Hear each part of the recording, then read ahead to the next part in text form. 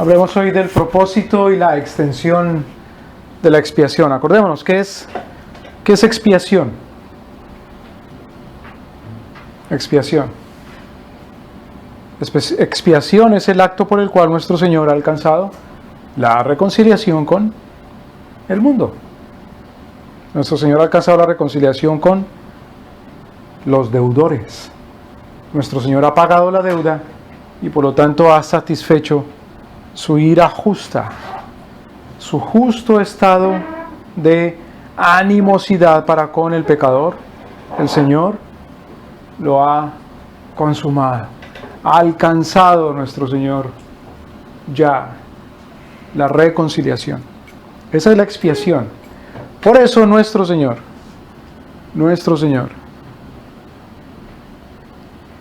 trabaja, actúa, dice el Señor Jesucristo, mi Padre hasta hoy trabaja y yo trabajo. Por eso nuestro Señor trabaja para que con esa plataforma de la expiación, nuestro Señor lance entonces el objetivo suyo, que es su reino. El objetivo de nuestro Señor es su reino. Ahora, ¿cuál es el propósito entonces de la expiación? ¿Para qué? ¿Para qué? Es la expiación. Los teólogos se quedan cortos. Los teólogos modernos, reformados. Ciertamente, el propósito, ciertamente, hay un propósito en la expiación que es modificar la relación de Dios con el pecador. Claro, se modifica la relación de Dios con el pecador y el estado del pecador. ¿Cuál era la relación de Dios con el pecador antes de la expiación? Enemistad. Claro. Mediante la expiación el Señor hace amistad con el mundo. Pero se queda ahí, ese es el propósito de la expiación. Se quedan cortos los teólogos cuando se detienen ahí. Como si eso fuera todo. Haber hecho amistad con el mundo y ahí quedó. Ahí quedó el propósito de la expiación. Porque si ese es el propósito, entonces la extensión también está limitada a ese propósito.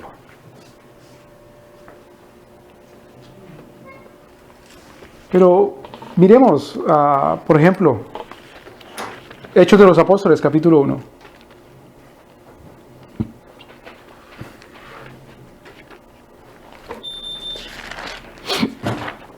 Hechos de los Apóstoles, capítulo 1.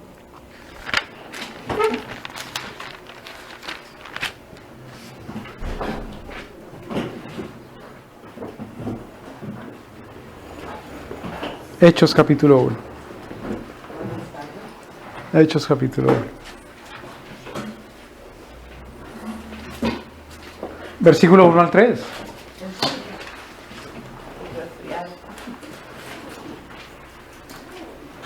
Hechos de los Apóstoles, capítulo... Llegó mi café. Capítulo 1, versículo 1 al 3. ¿Cómo dice? En el primer tratado, Teófilo, he hablado de todas las cosas que Jesús, ¿qué? Comenzó a hacer y enseñar. Entonces, nuestro Señor vino ¿a qué? A hacer cosas, enseñar cosas. Claro. Es nuestro Señor Jesucristo el que logra la expiación. Es nuestro Señor Jesucristo el que logra la expiación. Ahora, lo que dice Lucas acá es que él escribió ya un libro y en ese libro habló acerca de todas las cosas que Jesús comenzó a hacer y a enseñar. Todas las cosas. Es decir, todas las cosas con respecto a la expiación. ¿Pero cuál es ese propósito? Versículo 2. Hasta el día en que fue recibido arriba, después de haber dado mandamientos por el Espíritu Santo a los apóstoles que él había escogido. El tratado que escribió Lucas, que llamamos nosotros hoy en día el Evangelio según San Lucas, dice él mismo, trata de aquellas cosas que el Señor Jesucristo dijo y enseñó. ¿Hasta cuándo? ¿Hasta qué fue? Llevado. Hasta el día que fue recibido arriba, después de haber dado mandamientos por el Espíritu Santo a los apóstoles que él había escogido. Versículo 3. A quienes también, después de haber padecido. ¿Cuál fue el trabajo que hizo nuestro Señor Jesucristo para expiar? Hemos hablado, hemos dicho. Es la expiación vicaria. ¿Cuál es el trabajo que hizo nuestro Señor Jesús? Un trabajo activo y un trabajo pasivo. Un trabajo activo, ¿cómo así que un trabajo pasivo? Sí, no estamos hablando de contradicciones. Un trabajo activo en cuanto a que nuestro Señor fue obediente a la ley, y un trabajo pasivo en cuanto a que nuestro Señor se entregó para morir. Entonces dice, haber padecido, a quienes también después de haber padecido. Entonces fijémonos, nuestro Señor Jesucristo, según el versículo 1, hizo y enseñó cosas. ¿Trabajo qué? Activo. Hizo y enseñó cosas. Y luego nuestro Señor padeció. ¿El trabajo qué? Pasivo.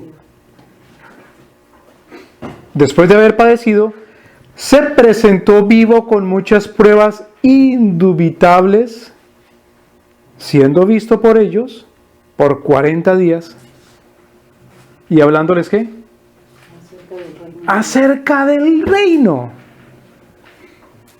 Entonces nuestro Señor ciertamente trabajó. Acordémonos, Jesucristo dijo, mi Padre hasta el día de hoy ¿qué? Trabaja y yo trabajo. Nuestro Señor trabajó, Jesucristo, en su encarnación en aras de alcanzar la expiación. Perdón de los pecados. Pero ¿cuál es el propósito? De que nuestro Señor paga el precio de nuestros pecados, de que nuestro Señor nos perdona. ¿El propósito se queda en la reconciliación?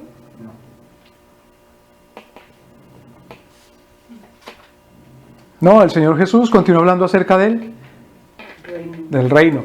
El Señor Jesús nos siguió enseñando acerca de la reconciliación, sino acerca del reino. No quiere decir que no enseñó la reconciliación, sino que la reconciliación es solamente un instrumento para alcanzar el reino. ¿Me doy a entender? Es como hay un reino y ese reino se llama el hogar, se llama la familia. Pero hay una enemistad entre el marido y la mujer. Sin embargo, el marido hace un trabajo para reconciliarse con la mujer. ¿Cuál es el propósito de ese trabajo que hace el marido? De expiación. Simplemente, ¿perdón? ¿Es para alcanzar el reino? Claro. O el propósito es solamente quedarse reconciliados y vivir una luna de miel eterna.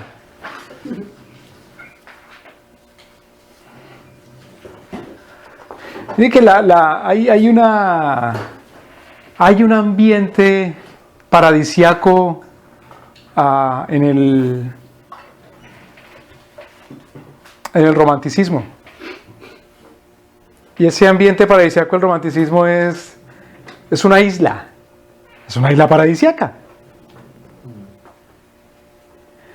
Durante el Renacimiento, el Renacimiento tuvo su florecimiento especialmente en Italia. Y en Italia principalmente en las ciudades del norte de Italia. En Florencia, en Parma, en Viena, en Milán, especialmente en Florencia.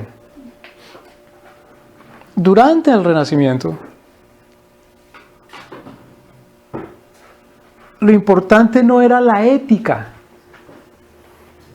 Y la ética se refiere al deber ser en cuanto a la justicia. Y si se refiere al deber ser en cuanto a la justicia, se refiere al reino de Dios.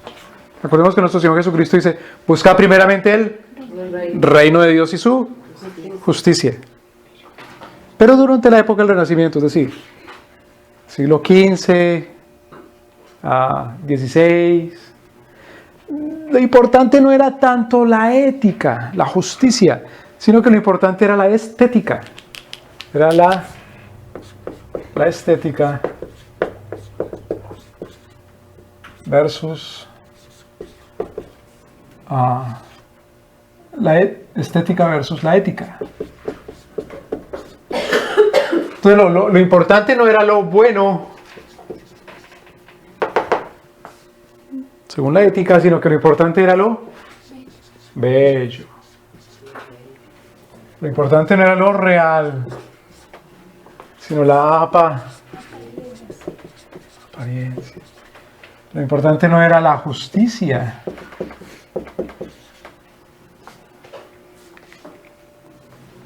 sino la armonía.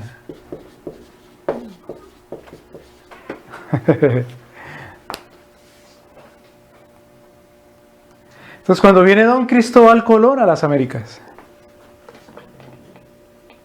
en uno de esos viajes, cuando pasa por Sudamérica,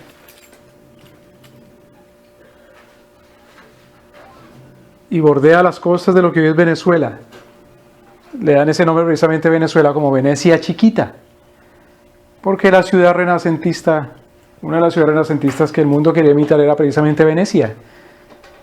Y por Maracaibo, por lo que hoy es Maracaibo, o el gran lago de Maracaibo,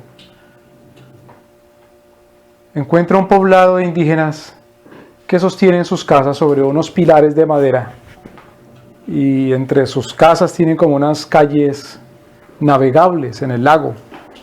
Entonces a los españoles les parece que se parece a Venecia y le llaman Venezuela. Y continúa don Cristóbal Colón en ese viaje, y cuando llega por el delta del río Orinoco, cree que ha descubierto el paraíso terrenal. El paraíso. Es decir, cómo finalmente debería ser el orden de cosas y el reino sobre la tierra. Porque eso es lo que uno quiere, llegar como a un paraíso, a un estado perfecto, a un orden de cosas. Pero en el romanticismo, ese paraíso, o como decía una canción de los años 80, esa isla para dos, tiene que ver es con la estética, con lo bello, con lo aparente y con lo armónico. No tiene que ver con lo ético, con lo bueno, con lo real y con lo justo. Es decir, no tiene que ver con el pacto de Dios.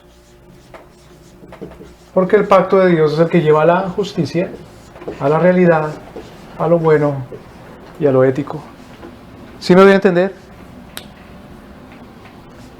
Una expiación que tenga como propósito solamente la armonía, un estado de reconciliación y se quede ahí, es una expiación no ética, sino una expiación estética. Aunque, por supuesto, la expiación que nos pone en armonía con Dios es una expiación ética. ¿Por qué es una expiación ética? Porque nuestro Señor, justamente airado, hace propiciación pagando por nuestros pecados, una expiación vicaria, Él mismo pagando, Él dando la provisión del pago, claro, por nuestros pecados. Pero si se queda ahí en la armonía y no continúa a un estado de justicia real, de bondad, según el pacto de Dios, extendido, entonces se quedó en lo aparente. ¿Me voy a entender, hermanos?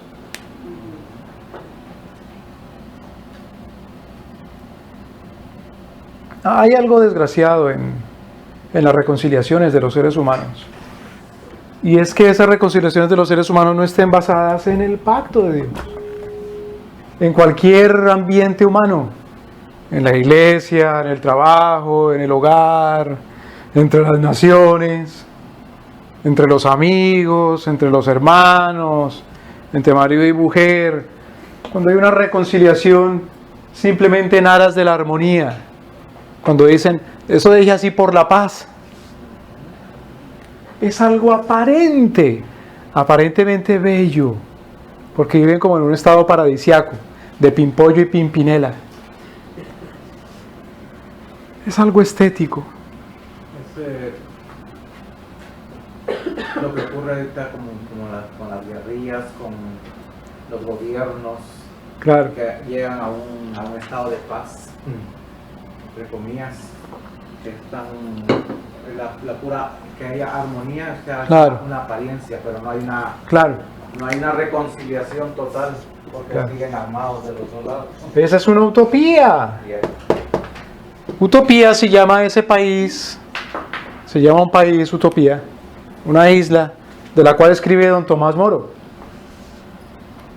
Y en esa utopía Tomás Moro no se preocupa tanto del pacto de Dios, que sea el reino de Dios y su justicia, que es lo que nuestro Señor Jesucristo nos insta, nos anima a buscar.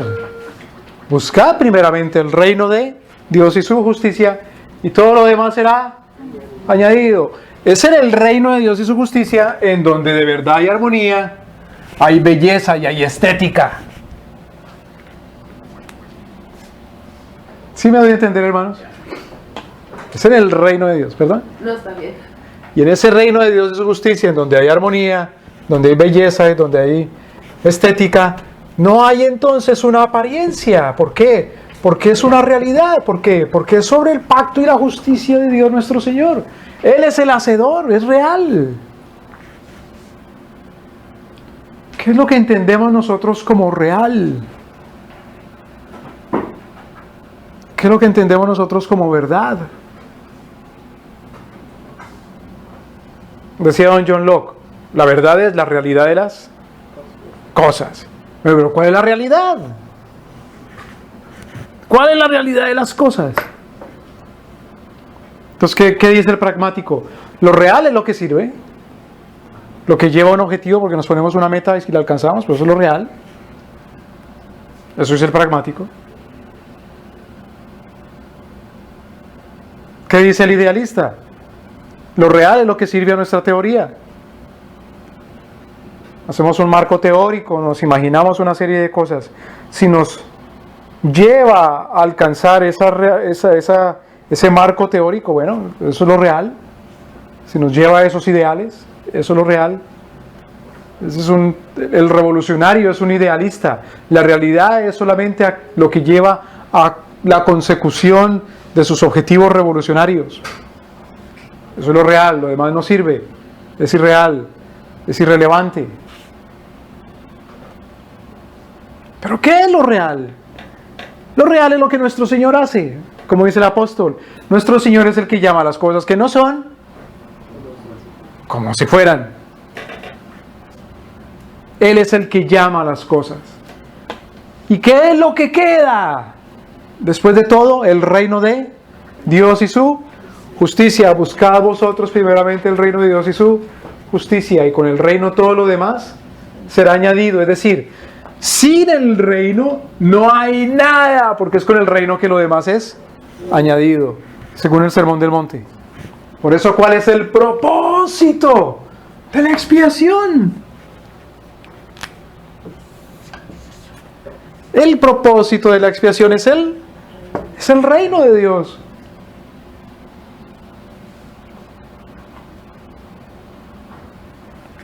Claro que con la expiación se reconcilia. Hay una armonía, hay una reconciliación, claro que sí.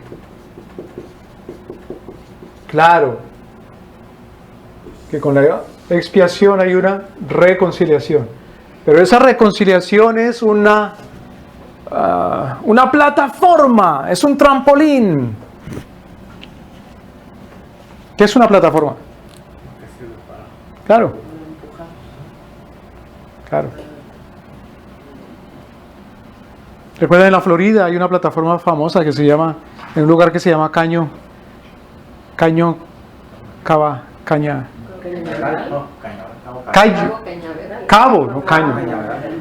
Cañaveral.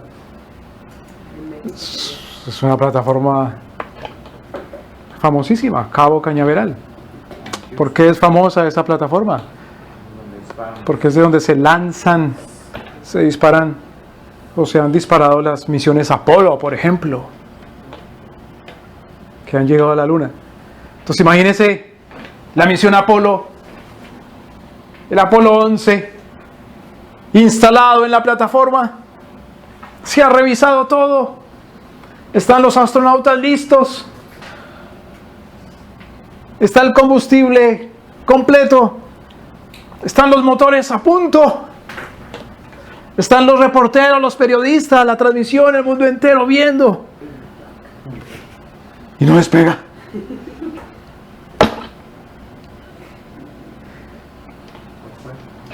Es decir, todo se quedó ¿en qué? En apariencia. ¿Por qué?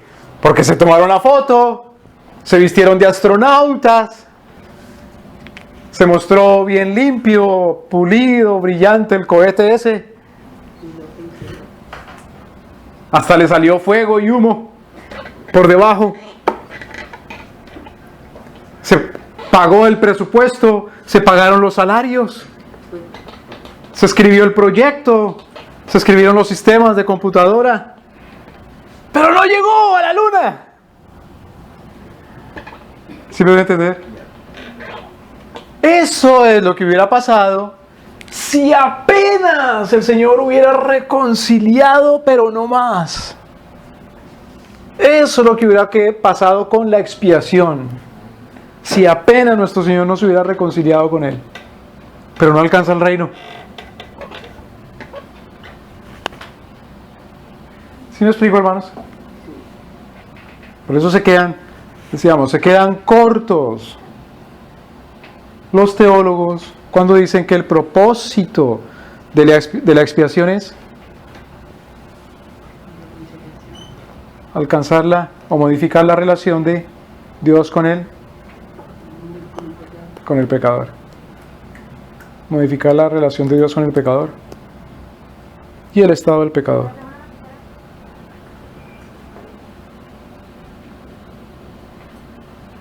Cuando nuestro Señor Jesucristo hace, enseña y luego padece y luego se presenta vivo, nuestro Señor sigue enseñando. ¿Qué es lo que continúa enseñando? Lo mismo que ha venido enseñando, y es que el reino de Dios. ¿Cuál es la predicación de la iglesia entonces? El reino de Dios. ¿Perdón? No de la salvación en sí, sino el para el reino. Claro, el reino de Dios. Sí. Vamos a Mateo. No perdamos Hechos 1. Y sin embargo vamos a Mateo.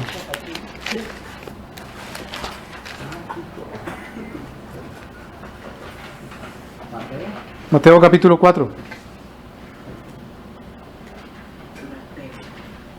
¿Dónde está Mateo? ¿Dónde está que no lo veo? Después de Génesis y antes de Apocalipsis. Mateo capítulo 4.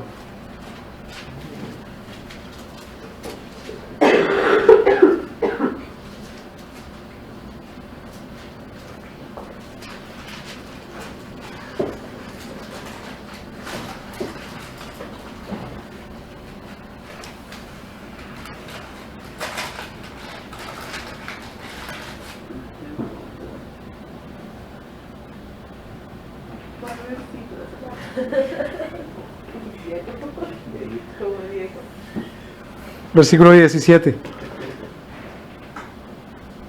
Alguien léalo, por favor.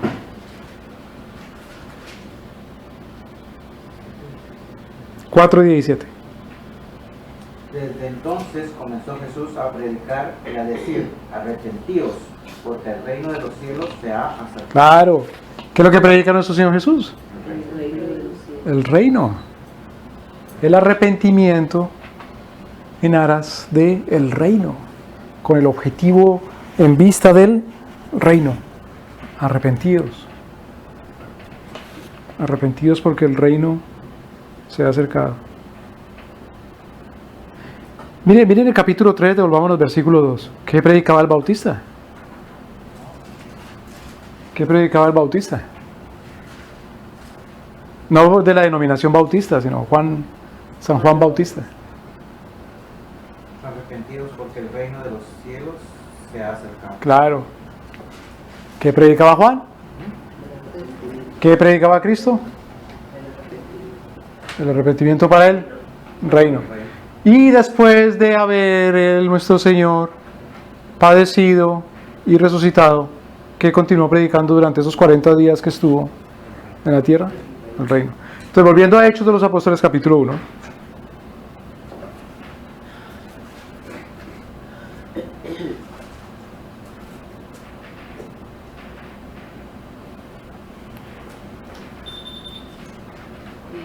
Aquí lea versículo 4 al 6, por favor. Y estando juntos les mandó que no se fueran de Jerusalén, sino que esperasen la promesa del Padre, la cual les dijo: oísteis de mí. Porque Juan ciertamente bautiza con agua, mas vosotros seréis bautizados con el Espíritu Santo dentro de no muchos días. Entonces los que se habían reunido le preguntaron, diciendo: Señor, ¿restaurarás el reino a Israel en este tiempo? Hasta ahí, perdón. Entonces, ¿qué entendían los discípulos que era el propósito de la expiación? La restauración del reino. Los discípulos lo entendían. Fíjense que los discípulos no le preguntaron: Señor, ¿ya nos reconciliaste ahora sí contigo? No que no sea importante la reconciliación, sino que entendían cuál era el propósito.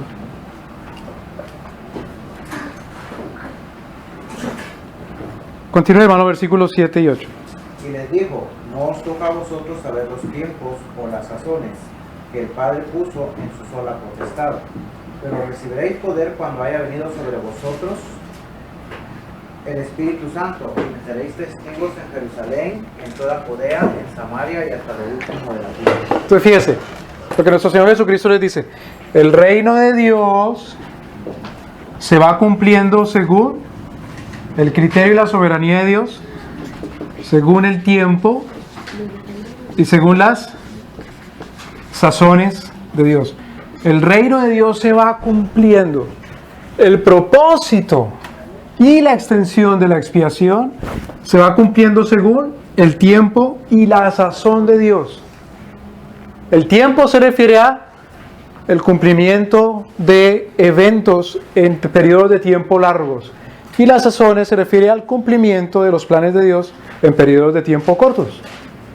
Es decir, según las eras, las edades, los tiempos, o según los acontecimientos puntuales que se van cumpliendo. Tiempos y sazones. Y para que se cumpla el reino de Dios es necesario un poder. Ese poder, para que se cumpla el tiempo del reino de Dios, sucede precisamente porque nuestro Señor ha reconciliado. Pero no se queda ahí en la reconciliación. ¿Sí pueden entender, hermanos? Entonces no es el Evangelio. Hoy día tiene más bien como un tinte estético, más bien que ético. Es un tinte estético. ¿Cuándo se da uno cuenta que el Evangelio tiene un tinte estético? Cuando el Evangelio o el reino comienza a hacer cosas de apariencias. Cuando el Evangelio comienza a ser cuestión de apariencia, no cuestión de lo ético, de lo bueno, de lo real, de lo justo y del pacto de Dios.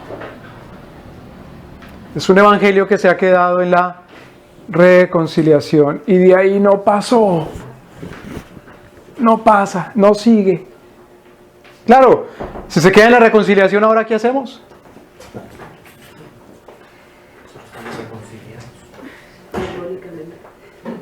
¿Qué hacemos si ya estamos reconciliados con Dios?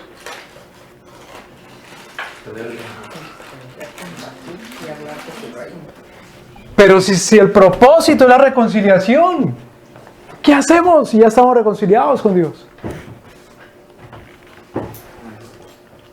¿A qué nos dedicamos? ¿Cuál es la imagen del cielo, por ejemplo, que tienen los que se quedan en la reconciliación? ¿Qué hacemos en el cielo?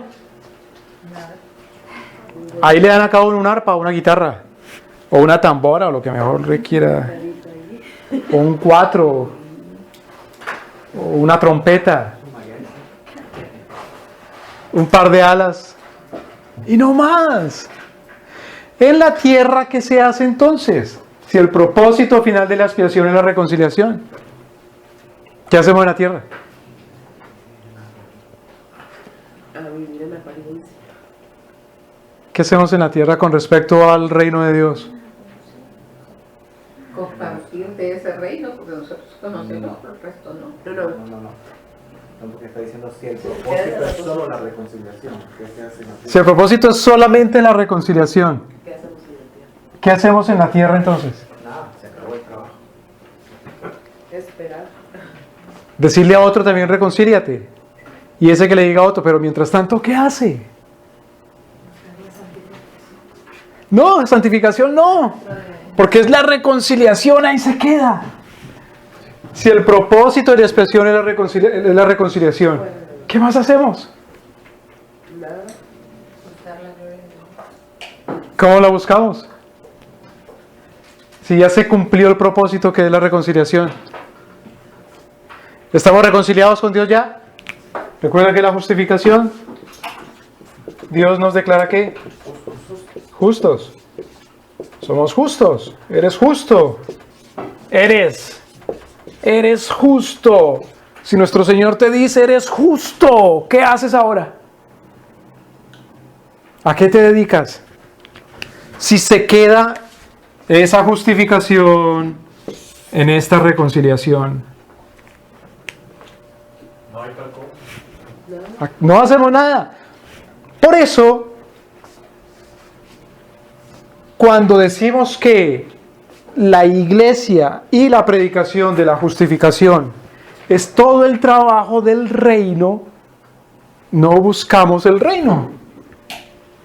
¿Sí me debe entender? Es que ese no es el reino. Otra vez, el ejemplo es el de la isla paradisiaca. Entonces vino Cristóbal Colón y ¿qué dijo? Ese es el paraíso. ¿Por qué ese es el paraíso? Pues mire las fuentes de agua, mire los amaneceres, mire la vegetación, mire el clima. No es tan caliente ni tan frío. Las cosas se dan solitas ahí. Mire los pajaritos. ¿Qué más queda? No, pues conseguir una india y quedarse ahí a vivir. ¿Sí? Como en la película del motín del Bounty, ¿no? Entonces los marinos ingleses vieron que en las Polinesias, esas islas tan paradisíacas y esas muchachas tan alegres, tan bonitas, que nos vamos a devolver para Londres. Nos quedamos aquí. Claro, nos amotinamos, devolvemos el barco. Busque la India con la que se había divertido durante el tiempito que estuvieron ahí. Búsquese otra islita y ahí quédese. Porque ese es el reino. Es un reino de armonía. Es un reino utópico. Es un reino de apariencia.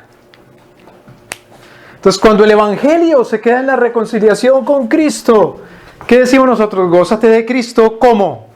¿Cómo me gozo de Cristo? Bueno, que estás reconciliado con Él. ¿Y qué más? Pues no más. Quédate ahí en ese gozo con Cristo y ya reconciliado con Él. Bueno, pero ¿qué hago? No más, nada. No, nada. Pero el hombre entiende que tiene que hacer algo. Porque si se queda ¿en qué?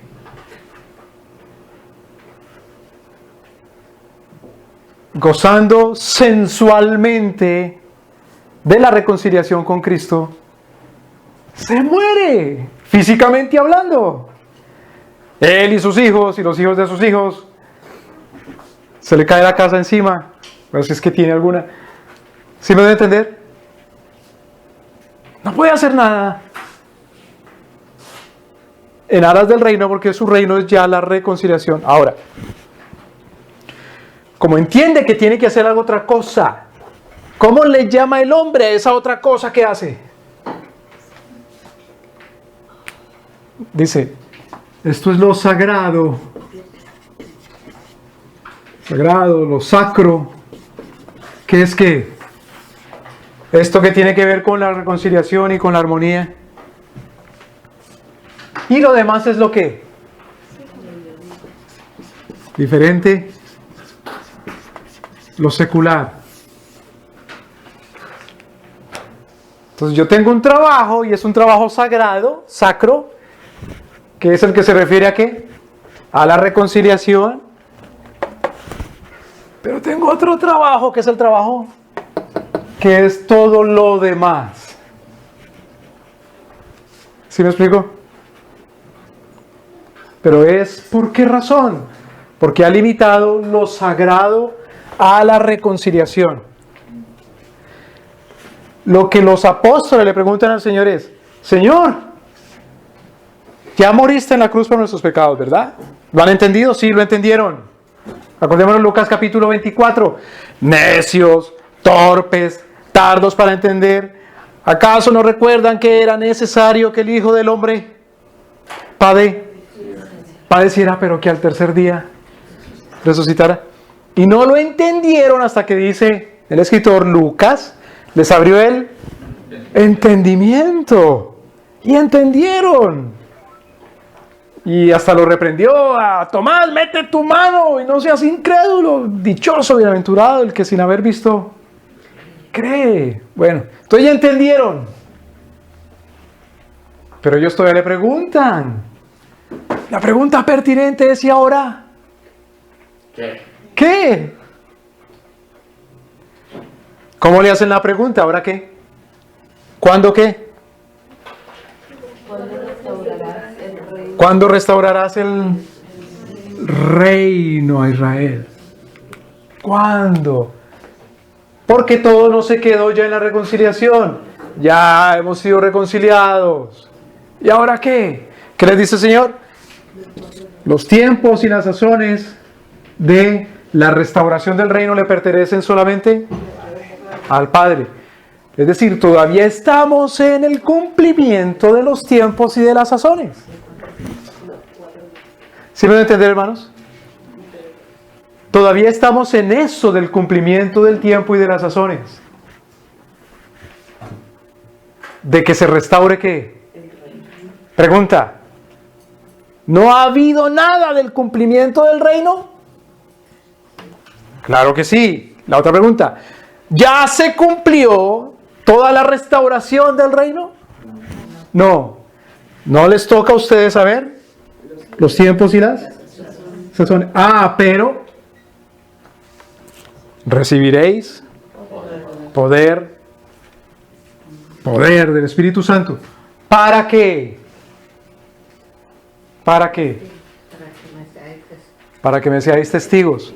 ¿Para que no se queden en la reconciliación? No. ¿Para que proclamen la reconciliación en aras de el reino? ¿Sí me va a entender, hermanos?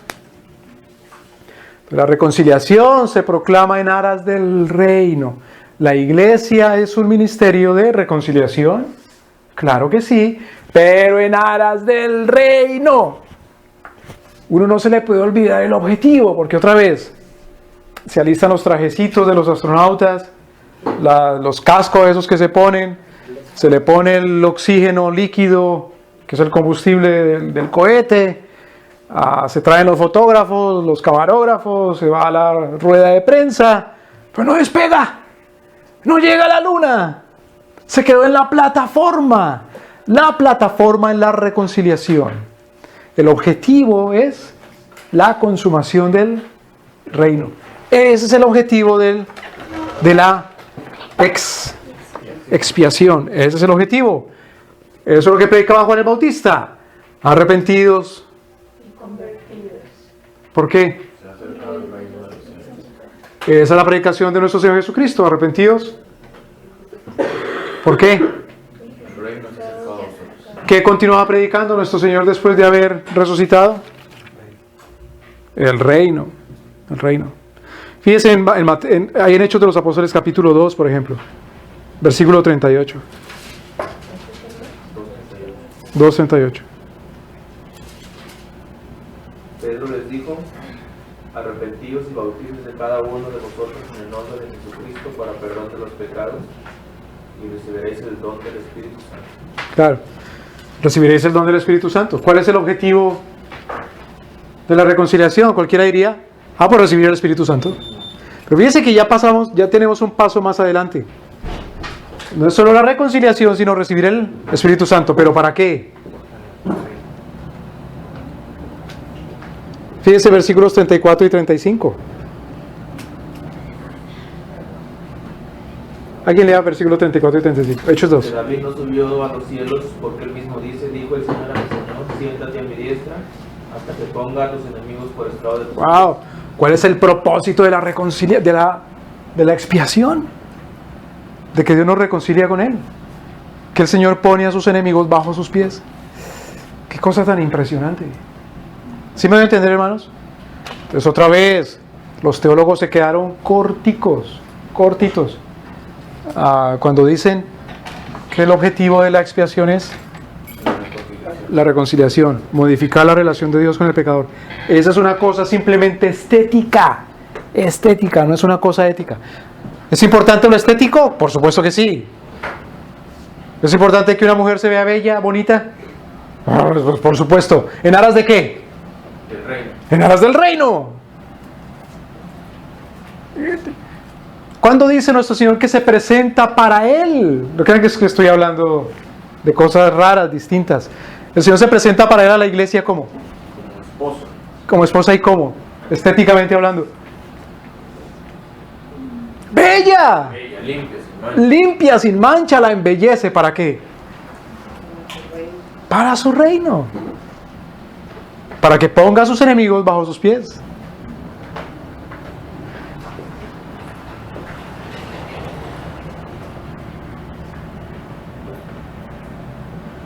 Ahora,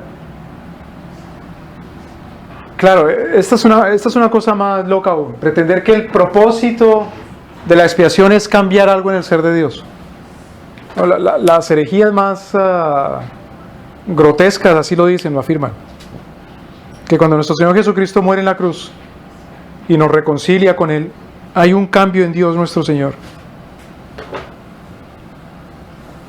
Que nuestro Señor ya no es un Dios de justicia, sino que ahora es un Dios de amor. Que hay un cambio ontológico, dicen algunos. Un cambio en el ser de Dios. Otros dicen el resultado de la expiación, el propósito de la expiación es que nuestro Señor ya no es Padre, Hijo y Espíritu Santo. Porque cuando viene el Hijo de Dios al mundo y muere en la cruz y luego sube al cielo, se une con el Padre y ahora otra vez es una sola persona. Es algo grotesco, es algo monstruoso. Es como si Dios fuera un monstruo. ¿A qué se le llama monstruo? Monstruo se le llama a lo que sufre una mutación. ¿Qué es una mutación? Es un cambio en la información de cómo debe ser esencialmente un ser, en su genética. Está por origen, por diseño, escrito como ese ser tiene que ser. Así es como debe ser y eso es lo que es. Pero cuando hay un cambio en la información que ha sido diseñada, pues va a cambiar ese ser y va a pasar a un estado que es contra natura. Por lo tanto es algo monstruoso. Eso se le llama una mutación. ¿Me explico? Entonces Dios sufre una mutación. Porque antes era solo justicia y ahora es solo amor. Dios sufre una mutación. Porque antes era Padre, Hijo y Espíritu Santo y ahora es solamente el Padre. Sufre una mutación. Antes tenía un propósito, que era el reino tal vez, y ahora tiene otro propósito, que es la reconciliación. Dios sufre una mutación.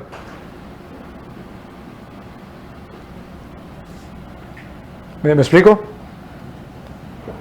¿No? ¿Qué parte no? No, estoy confundida porque Dios no es cambiar. Dios Claro, lo que estamos diciendo es que estas personas que dicen que... los que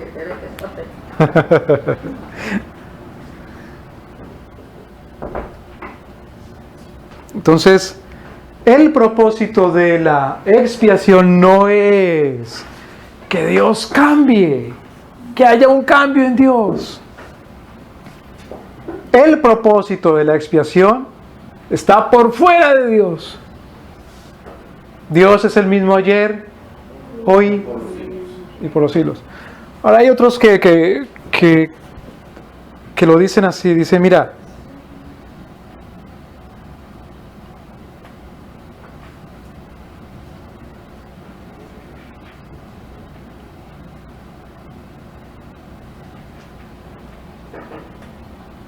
Dios es totalmente insensible. Acordémonos, cuando veíamos la doctrina de Dios, veamos que algunos dicen que Dios no tiene absolutamente ningún tipo de afecto, que Dios es solo raciocinio. Una cosa loca. ¿Me van a entender? Que Dios no tiene ningún tipo de afecto emocional, es decir, nuestro Señor no sufre, no se entristece, no se enternece, sino que Dios es solo raciocinio, Dios solamente toma decisiones. Hay una anécdota, por ejemplo, en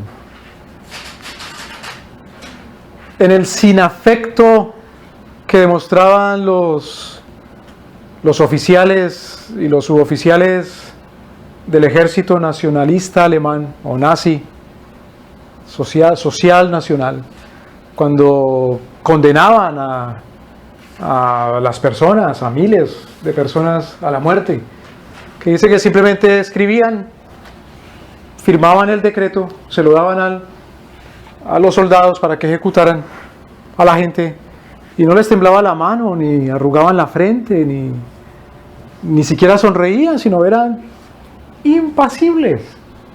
¿Sí me doy a entender? Continuaban común y corriente en su oficio, y ponían la música de Wagner principalmente. Ese es el resultado de un ser humano que ha sido indoctrinado en el racionalismo fanático. Usted no tiene por qué reírse, usted no tiene por qué llorar, usted no tiene por qué gritar, no tiene por qué emocionarse. Se les hace raro ver al Señor Jesús, por ejemplo, en el último día de la fiesta, gritando, de la fiesta de los tabernáculos: todo el que tenga sed, venga a mí y beba. ¿Qué tipo de predicación es? Por ahí un pentecostal gritará, pero Jesús gritando. Sí me doy a entender. ¿Qué tipo de Jesús? Es el que está airado y toma un palo y... no, es que ese es el Jesús humano. Sí, ¿cómo no? ¿Cómo no? En el Antiguo Testamento, antes de la encarnación, nuestro Señor no grita furioso, ni dice Pablo de nuestro Señor que la ira de Dios se viene manifestando contra toda impiedad e injusticia de los hombres, ni el apóstol Pablo dice que no entristezcan al Espíritu Santo. Tampoco dice el apóstol Pablo que el fruto del Espíritu Santo es el gozo. Tampoco dice el Señor Jesucristo: entra en el gozo de tu Señor. Tampoco dice el Señor Jesucristo que hay fiesta delante de los ángeles. Delante de los ángeles no es entre los ángeles. ¿Qué es lo que está delante de los ángeles? El trono de Dios. Entonces, cuando decimos que el propósito de la expiación no es afectar a Dios, no estamos diciendo que Dios sea sin afecto. Lo que estamos diciendo es que Dios no cambia en su ser. ¿Me voy a entender? Claro, nuestro Señor dice: cuando hay un pecador que se arrepiente, reconciliación, hay fiesta delante de los ángeles. Pero el propósito de la expiación no es un cambio en Dios, aunque ciertamente nuestro Señor se agrada, sino que el propósito de la expiación encuentra su realización por fuera de Dios, en el ser, el cambio ontológico en el ser, en la sustancia, en la esencia. Dios sigue siendo el mismo ayer, hoy y siempre. Por otro lado, tengamos mucho cuidado. El cambio que sufre o que se realiza, es decir, el propósito de la expiación, y ese cambio sucede en la creación, no es, por otro lado, llegar a ser como Dios. Convertirse en Dios. Mire esto. En esa isla para dos, o en ese paraíso terrenal romántico, estético, exclusivamente estético, el que entra a ese paraíso se vuelve Dios.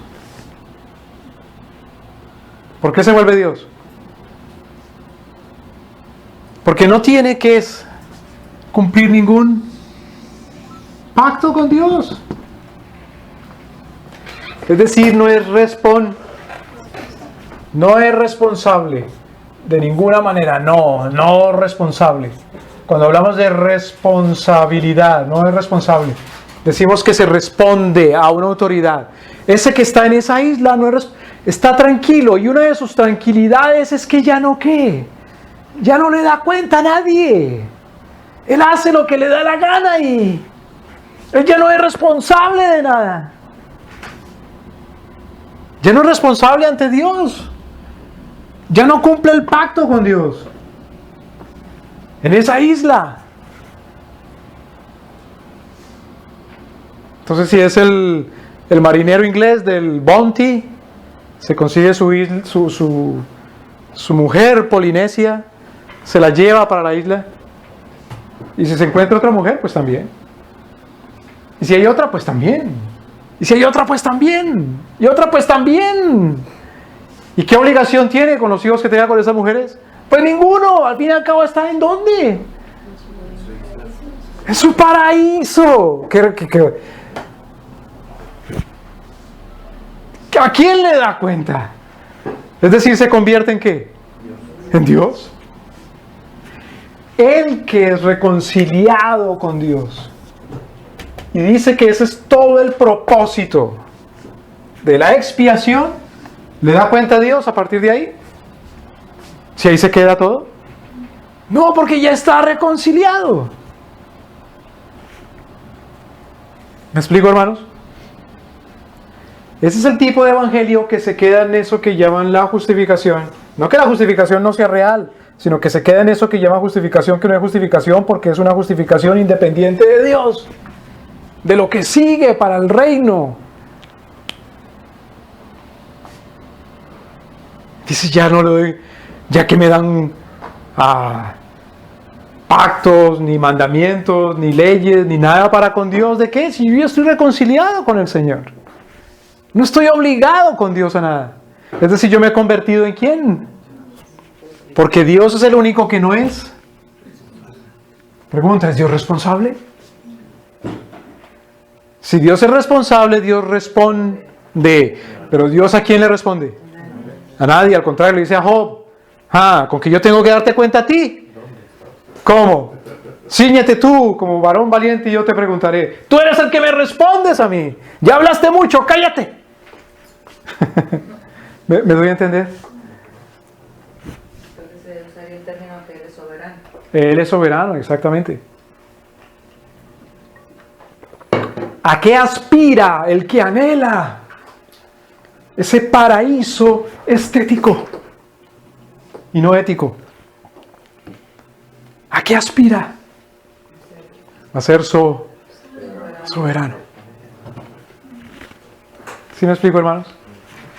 Entonces, la iglesia no se puede convertir en ese paraíso.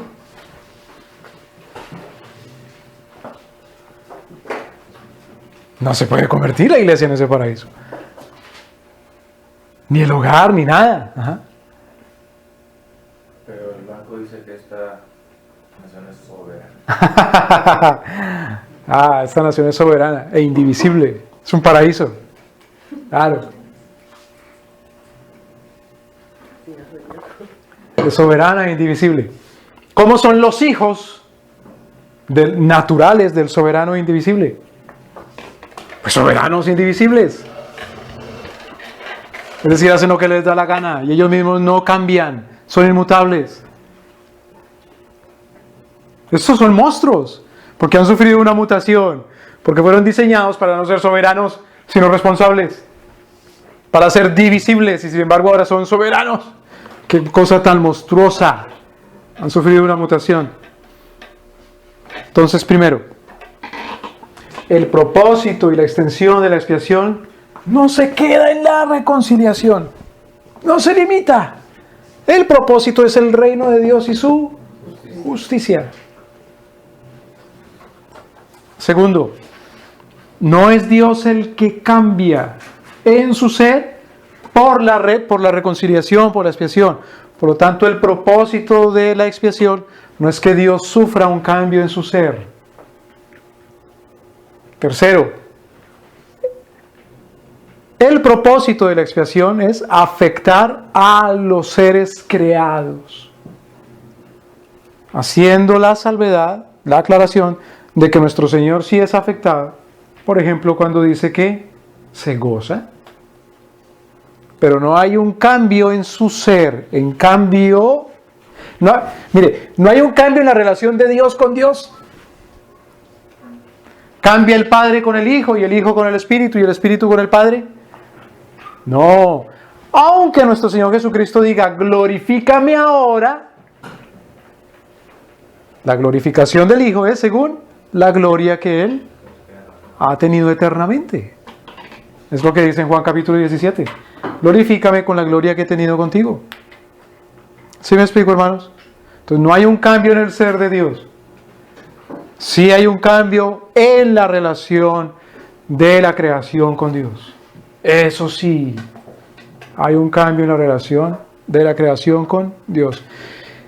Y esos cambios, hermanos, es lo que vamos a ver ahora. En esos cambios consiste el cumplimiento del reino de Dios. Cuando la creación cumplen ese cambio, cuando la creación se afectan de esa manera para con Dios primero, entonces decimos que el Señor ha restaurado y consumado todas las cosas, sometiéndolas bajo el estrado de sus pies.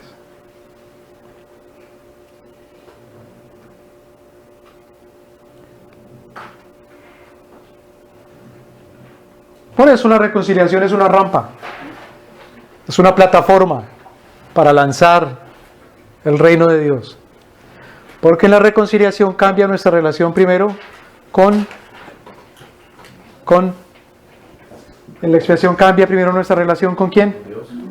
Con Dios. Con base en ese cambio de la relación con Dios, nosotros mismos vamos sufriendo cambios individuales y para con todo lo demás. Y a medida que se cumplen esos cambios que se deben cumplir, se va cumpliendo el reino. Todas las cosas tienen que cumplir el propósito para el cual han sido llamadas.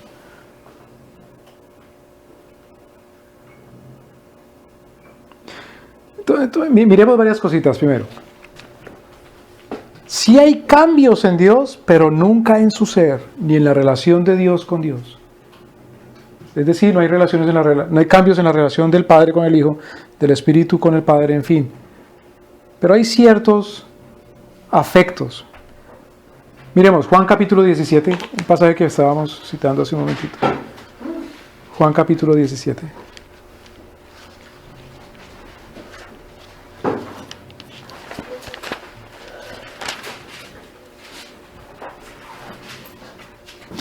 ¿No es cierto que la gente busca ese paraíso así? Estético.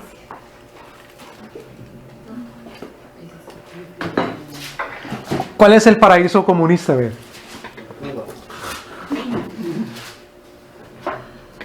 ¿Cuál es el paraíso comunista? Que todos son Dios porque todos son iguales. Claro. En el paraíso comunista se busca eliminar una cosa que Marx llamaba la superestructura.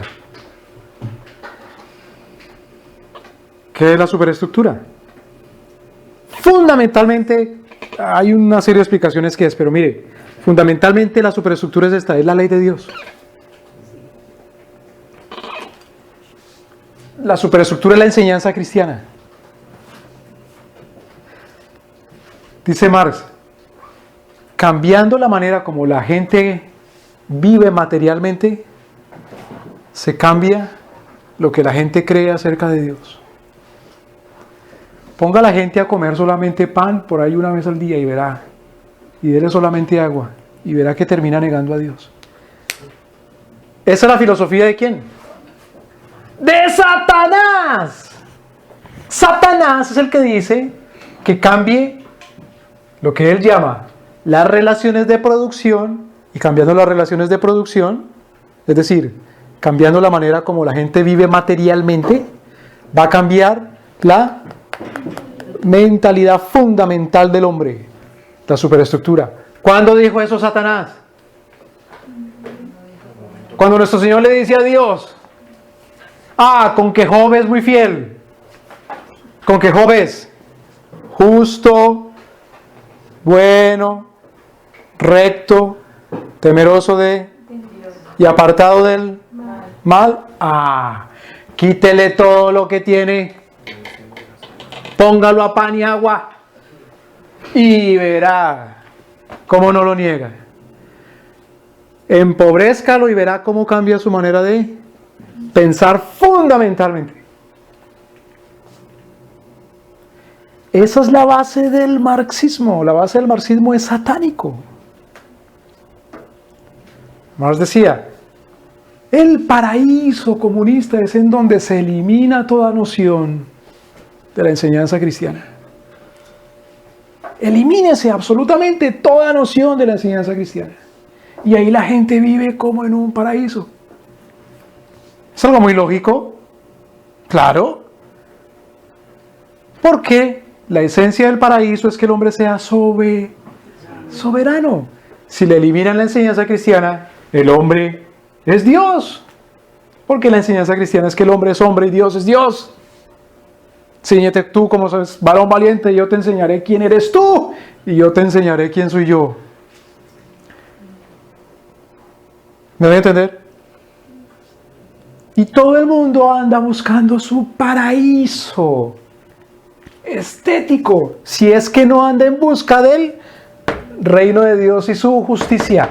No se puede estar en la mitad. O buscas el reino de Dios y su justicia, o buscas tu paraísito con tu India, o con tu indio. ¿Sí me explico, hermano?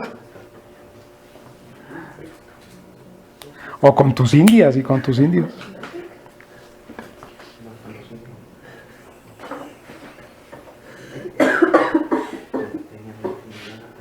Y hay maneras o mediadores que el hombre usa para buscar ese paraíso. Hay mediadores que el hombre usa para buscar ese paraíso. Hay maneras, mediadores. Para unos el mediador es el Estado. Para otros el mediador es la misma iglesia.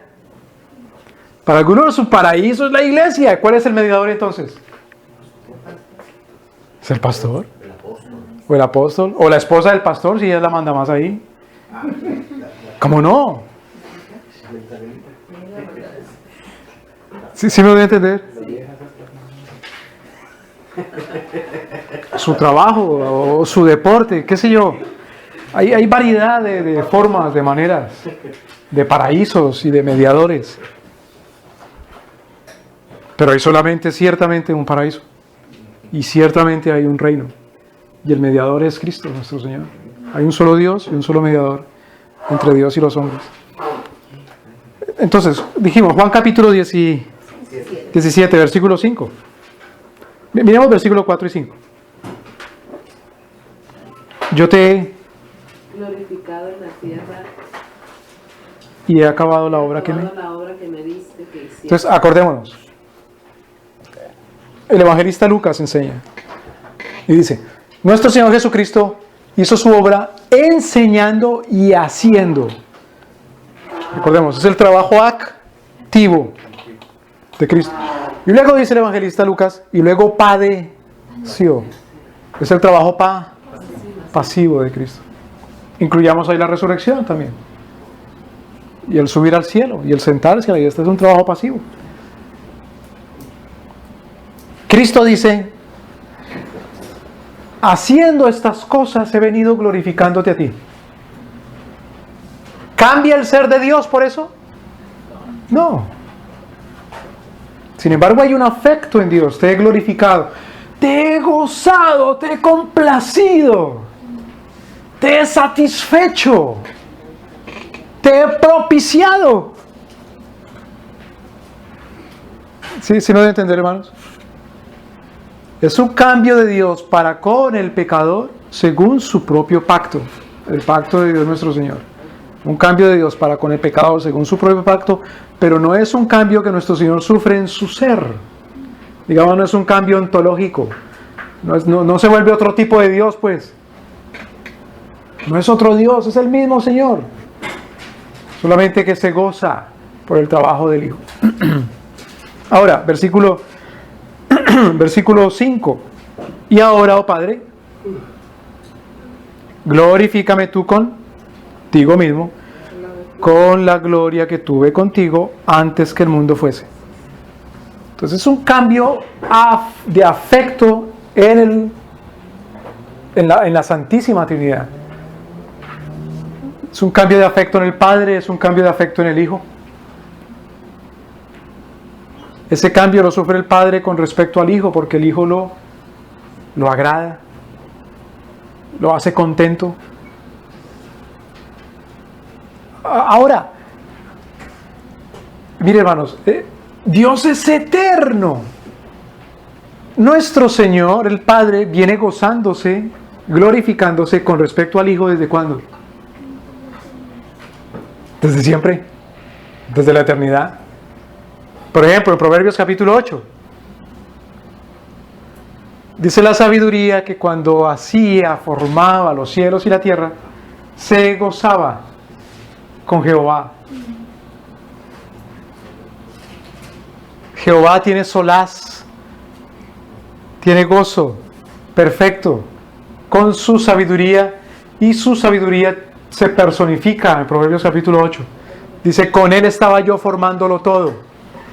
Y era como un perito aprobando cada cosa que él hacía. ¿Sí me da a entender? Nuestro Señor, el Padre, por ejemplo, dice de Jesucristo, este es mi Hijo en el cual yo me complazco. Eso lo hemos repetido tanto acá.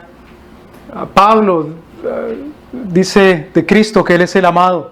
Y cuando Pablo lo dice, no lo dice a nombre de Pablo, sino que Pablo lo dice inspirado, es decir, lo dice de parte del Espíritu Santo. Entonces, cuando nuestro Señor Jesucristo dice, glorifícame con la gloria. Mire, y dice, glorifícame, no solamente a mí, sino glorifícame contigo. Es decir, la gloria es mutua. Lo que hablamos ahorita, todo el capítulo 8. Y lo que estamos hablando en este momento, Juan capítulo 17, versículo 5. Entonces la gloria es mutua, dice glorifícame contigo. Ahora vamos al Salmo 68. Salmo 68.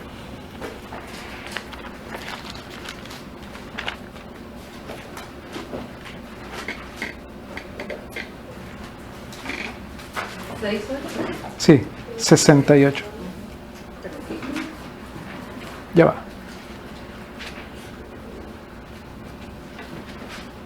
Versículo 18.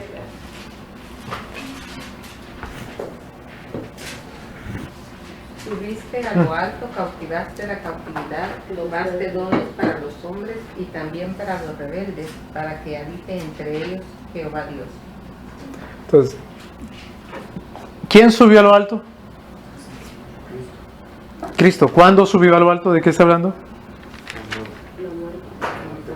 Claro, su ascensión. Pero ¿cuándo? Mire, ¿qué fue lo que hizo antes de subir a lo alto? Cautivó ¿Cuál es la cautividad? ¿Qué es lo que nos tenía cautivos? El pecado. Entonces cautivó la cautividad. Entonces, claro, hay un efecto, un propósito en la expiación, y ese afecto es que nuestro Señor es victorioso. Pero cuidado, Cristo no viene a ser victorioso desde cuando hace la expiación, porque nuestro Señor es eternamente Jehová de los ejércitos. Él es el fuerte en batalla. pero ciertamente es un golpe de mano, es una batalla ganada, es un evento de su victoria, la expiación. Pablo lo usa tal verdad para explicarla en Efesios capítulo 4. Efesios capítulo 4.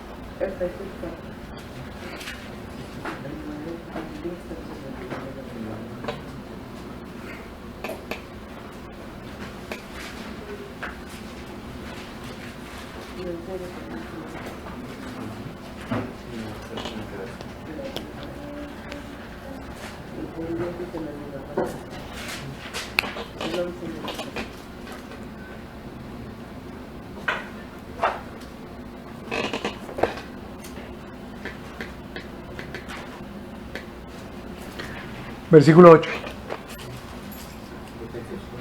4:8. Por lo cual dice, subiendo a lo alto, llevó cautiva la cautividad y dio dones a los hombres. Mire qué cosa tan interesante. ¿Qué hizo nuestro Señor después de subir a lo alto? Dio dones a los hombres. ¿Cómo es eso? ¿Qué regalo le dio a los hombres después de subir a lo alto? Entonces logró la expiación en la cruz. En la cruz paga nuestros pecados, resucita, sube al cielo.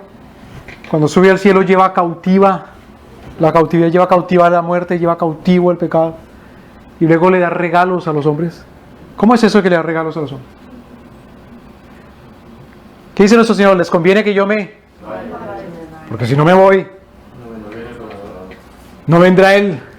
Entonces, ¿cuáles son los dones? Todo lo que nuestro Señor da junto con su Espíritu. Por eso dice nuestro Señor, no les es dado a ustedes que sepan los tiempos y las... pero recibiréis poder. Eso lo explica el apóstol Pedro cuando les dice, eso que ustedes ven de este don es lo que el Señor nos ha enviado porque Él se ha sentado ya sobre su trono.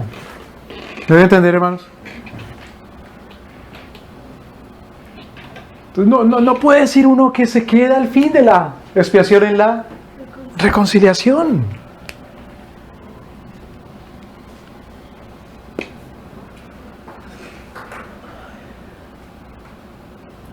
Claro, finalmente el dominio de Cristo, Efesios, perdóneme, el Salmo 2.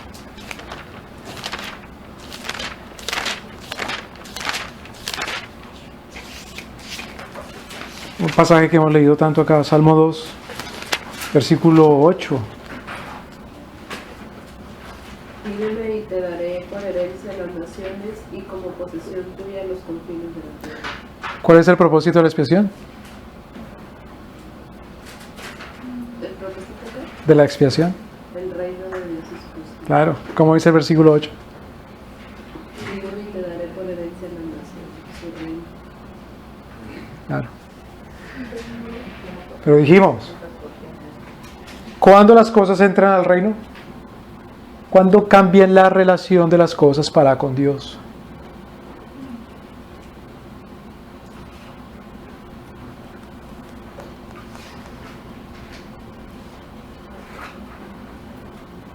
Cuando cambia la relación con Dios, Cuando cambia la relación de las cosas, para con Dios.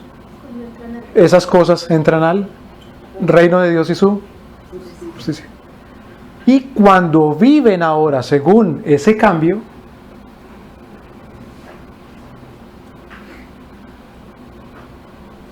entonces cumplen el propósito en el reino.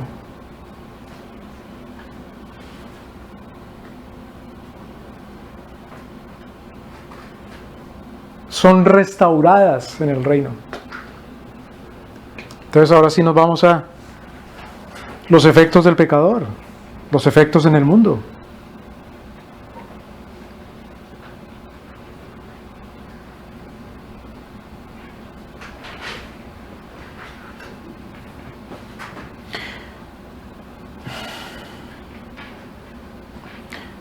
Sigamos leyendo ahí en el Salmo 2, versículo 8 y 9. Versículo 8 dice, pídeme y te daré por...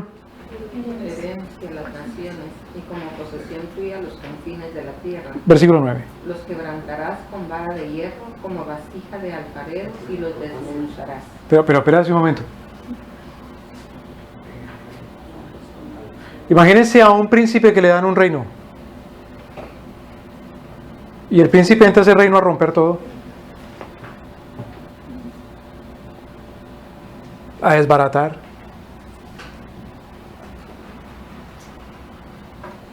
Las quebrantarás con vara de hierro como vaso de alfarero, los desmenuzarás.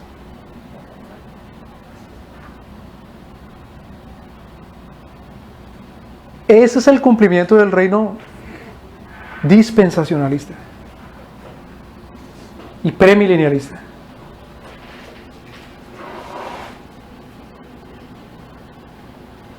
El propósito y la extensión de la expiación, claro, puede decir uno, no se queda en la reconciliación, sino que trasciende a el reino de Dios y su justicia, restaurar el reino. ¡Wow! ¡Qué hermoso, qué bello que nuestro Señor reine! ¿Para qué? Para que lo queme, para que lo destruya,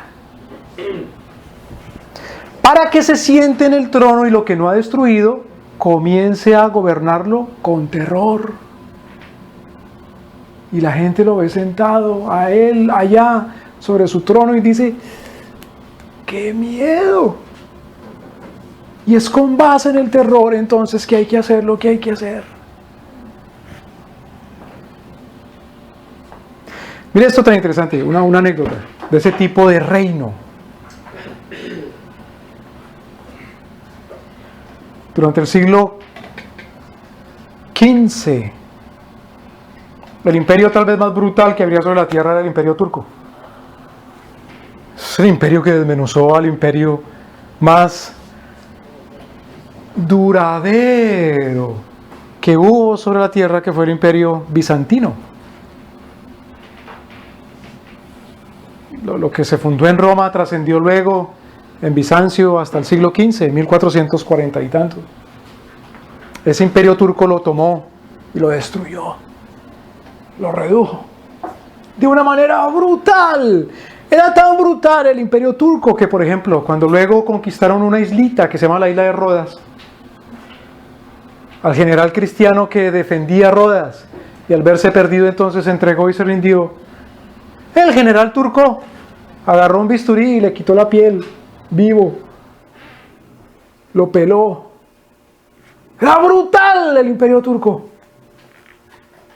Era tan brutal que cuando la hija preferida, predilecta, más querida de Martín Lutero muere a la tierna edad de 11, 12 años, dice Martín Lutero, como para consolarse, escribiéndole una carta a su mejor amigo, dice: el Señor la ha librado del mundo y del pecado y del turco. Porque en Europa corría la voz de que los turcos en cualquier momento se tomaban Viena, y tomándose Viena se tomaban toda Europa. Y el terror era para las mujeres, lo que hacían los turcos cuando tomaban, conquistando las ciudades, porque entre ellos mismos se mataban a cuchillo por poseer a las mujeres. Pero un reinito chiquito, presente en lo que hoy es el país de Rumanía, que se llama Transilvania. Y había un rey ahí, cristiano, no cristiano convertido, pero cristiano bautizado, que se llamaba Don Vladimir Dracul.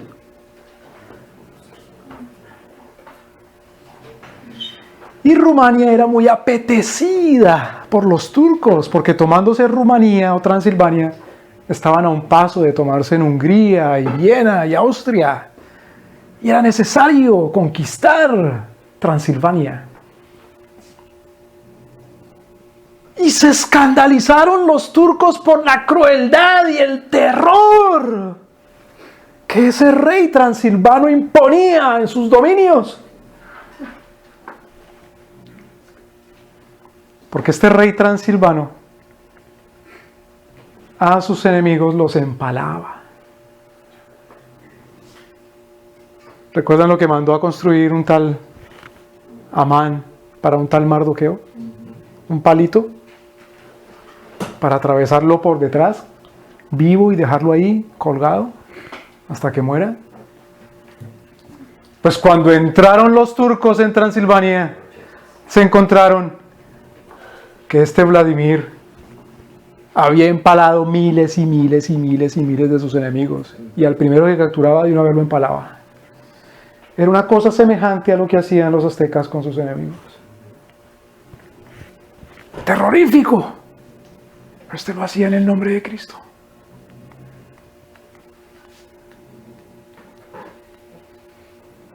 ¿Qué dijo el turco? Vámonos de acá.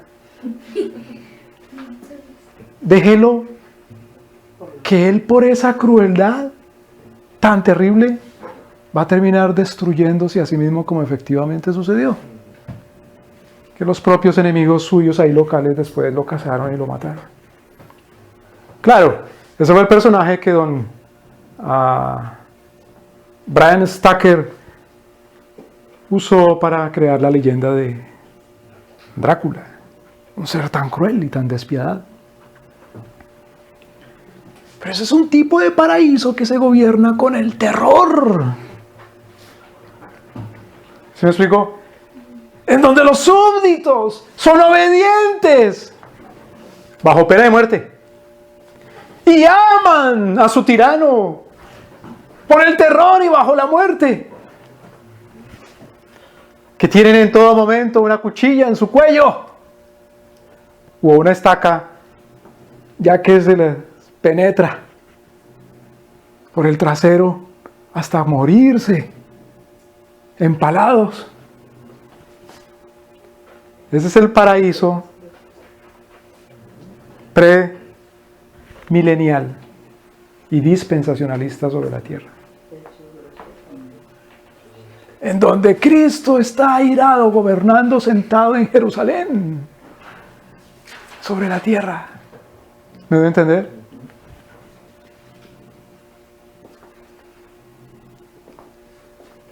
¿Será que nuestro Señor le entrega el reino a Cristo para gobernar bajo el terror? No. Mire qué cosa tan impresionante que nuestro Señor Jesucristo dijo en cuanto a la obediencia. Y esto es muy importante en la teoría política bíblica cristiana. Es decir, en la teoría del poder cristiano. En la teoría del poder cristiano dice nuestro Señor Jesucristo: si me amáis. No dice si me teméis. Aunque por supuesto Job era temeroso de Dios y apartado de él. Pero Job temía al Dios que amaba. Y Job confiaba en su restauración. Y dice: yo sé que mi Redentor, ¿qué? Vive. Es el Redentor que se entregó y murió por nosotros. Amén, hermanos. Así ese Redentor conquista su reino. El reino conquistado por el Islam es un reino que se conquista con la espada. Y claro, nuestro Señor le puso otro gallo, más gallo todavía, al Islam turco. Un tal Vlad Lucarda o Dracul. Nadie rompía un plato en Transilvania. Todos eran muy obedientes. Pues ¿cómo no? Como un criminal ahora que si alguien se sienta mal en un escritorio lo va matando. O si alguien corre porque le dice quieto ahí, lo va matando.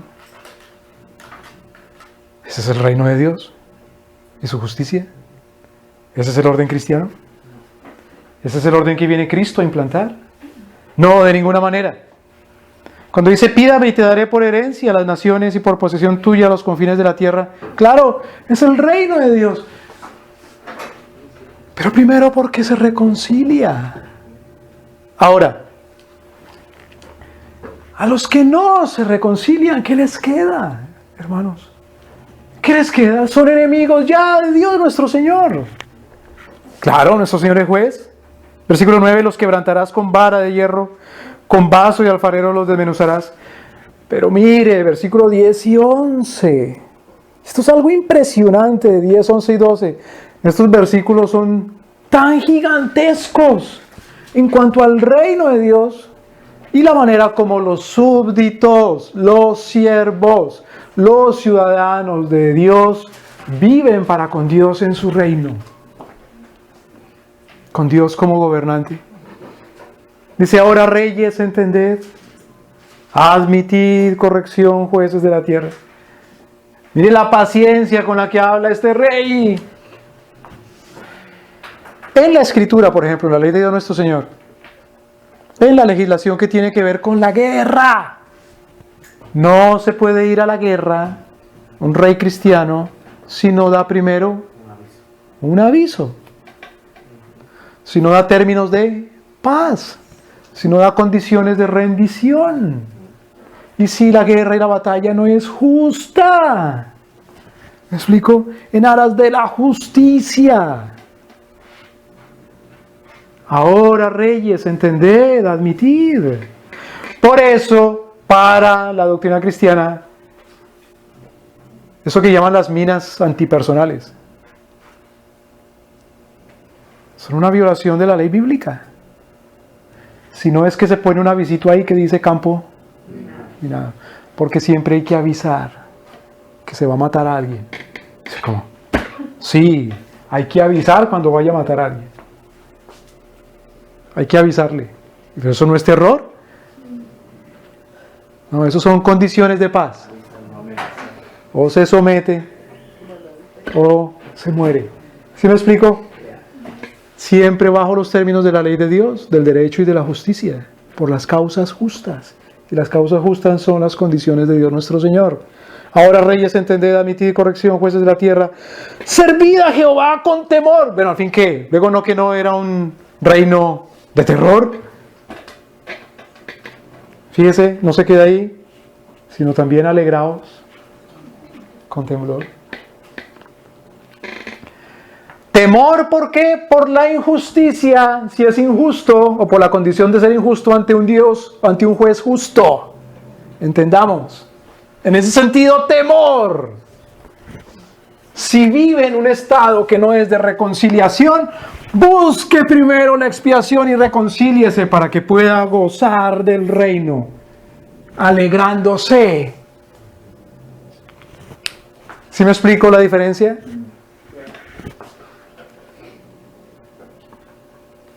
El reino en el cual nuestro Señor reina es un reino que Él consuma de la manera como nuestro Señor trae a los suyos a que lo teman y a que lo amen y a que se alegren con Él. Los trae a la reconciliación. Alegraos con temblor, versículo 12, besad al Hijo para que no se enoje y perezcáis en el camino.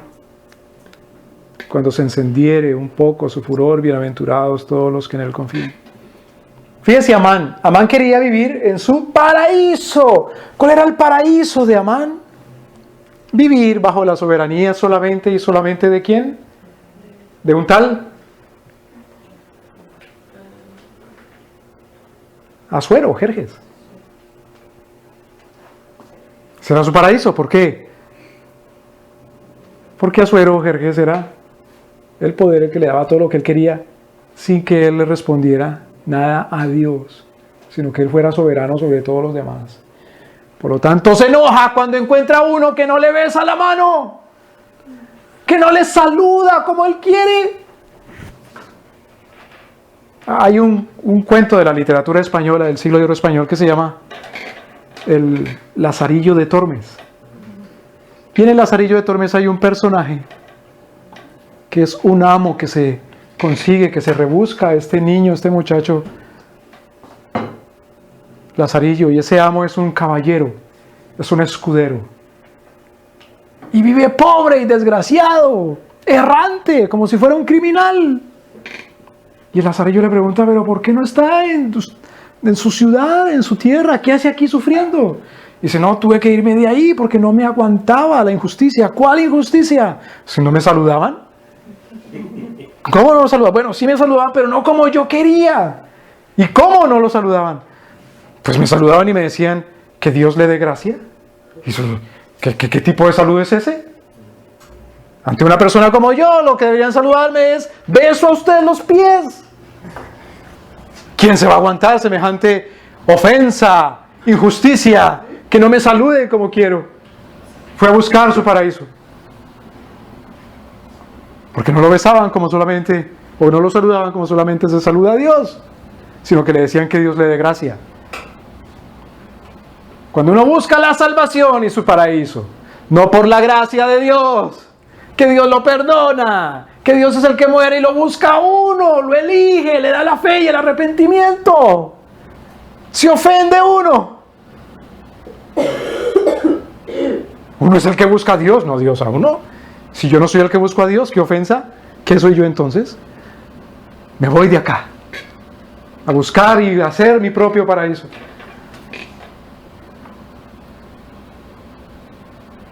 El paraíso, el verdadero, el de Dios, el reino de Dios y su justicia es un reino de gracia. Pues de gracia de Dios al hombre. Es Dios el que busca. Es Dios el que viene al mundo. Es Dios el que busca al hombre y lo halla y lo salva y lo atrae a Él. Les conviene que yo me vaya, porque si yo no me voy, yo no vuelvo. Y no los tomo conmigo para que estén donde yo estoy también. Es un reino de gracia. Besad al Hijo para que no se enoje y perezcáis en el camino, cuando se encendiere un poco su furor. Bienaventurados los que en Él, los que tiemblan y le temen todo el tiempo, porque sí. No, los que en Él confían. Uno pueda que tema a Dios y por eso se porte bien. ¿Sabe quién actúa así? Satanás. Satanás le teme a Dios y se porta bien. ¿Qué estás diciendo, que Satanás se porta bien? Sí, se porta bien, porque Satanás no se comporta según el potencial de su maldad, por la manera como Dios lo detiene. Yo mismo, uno, no se comporta mal según el potencial maligno que uno tiene, porque Dios lo detiene como a un caballo, lo doma. Pero si uno es salvo, lo doma y lo hace manso, dichoso, bienaventurados los mansos. ¿Sí me voy a entender? Satanás no es ningún manso. Satanás es alguien que es detenido con el poder de Dios. Bueno, está bien, sí. Tú dices que es por sus condiciones económicas que Él me sirve, pues ve, quítale lo que tiene, pero no lo toques a Él. Bueno, sí, tú dices que es por su carne, porque tiene salud, ve, tócalo, pero no lo mates. Satanás no desarrolla su potencial maligno. ¿Por qué? ¿Porque no es más malo? Porque está sujeto, sometido. Tuyo es el reino, el poder y la gloria. Por eso a Él le tememos. Él es Dios, Él es el campeón, Él es el victorioso. Es Jehová de los ejércitos. El cumplimiento, el propósito de la expiación es que nuestro Señor establece su reino de justicia sobre la tierra según su propósito. Y es según su gracia de nuestro Señor. De la manera que nuestro Señor convierte el alma, trae al hombre al arrepentimiento humillado y confiado en Él, con fe en Él. Me doy a entender, hermanos. No es cristiano el que diga que establece aquí un reino de terror. Ese es un hijo del diablo. Ese es un hijo de Satanás. Y aún nuestro Señor levanta tiranos aún para detener a otros tiranos. Les pone otro gallo también. Históricamente hablando.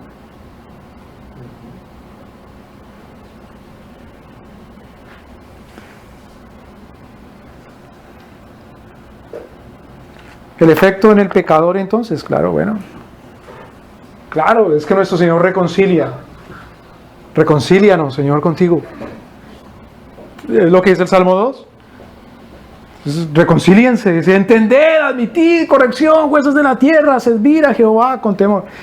Pero uno no puede servir a Dios si no es reconciliado con Dios primero.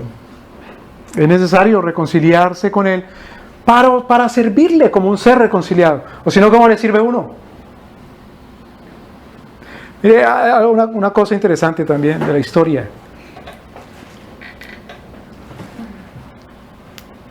Esos emperadores turcos de los que hablábamos,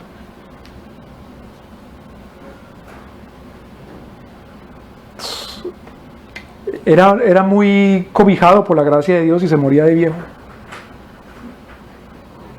Se moría en su cama de viejo, de enfermo. Y no se moría asesinado.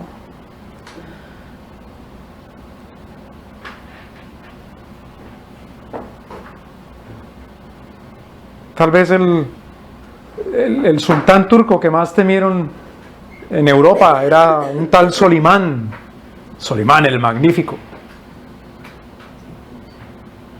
en el siglo XVI. Se dice de Solimán el Magnífico que conspiraba rapidito para deponer a su padre del trono para matarlo y él fuera sultán rápido. Y su padre, sabiendo, le hizo un regalo, le regaló una chaquetica. Como Jacob a su hijo preferido, ¿recuerdan? A José, que le regaló una chamarra, una chaqueta, una chompa, un abrigo. Solamente que el papá de Solimán se la regaló envenenada. Cosa que cuando se la pusiera era terrible. Terrible, terrible. ¿Qué pasa si uno quiere servir a una persona que no ama, con la cual no se ha reconciliado? En cualquier momento busca la oportunidad para matarlo. Hasta que Escocia no se reformó, también los reyes escoceses tenían suerte si morían. Bueno, suerte digo yo, por la providencia de Dios. Si no morían de viejos, porque morían eran asesinados.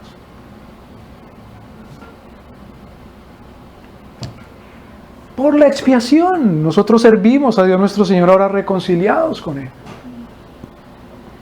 No buscamos su muerte. Buscamos agradecidos servirle y que reine más y que caigan más bajo su dominio. Reconciliados con Dios. Pero ahora vamos a hablar de la extensión de la expiación.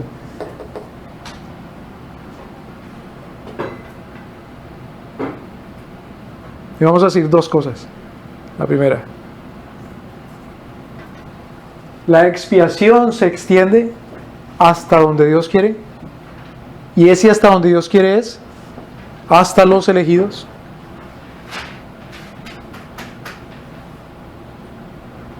Pero no de manera reduccionista.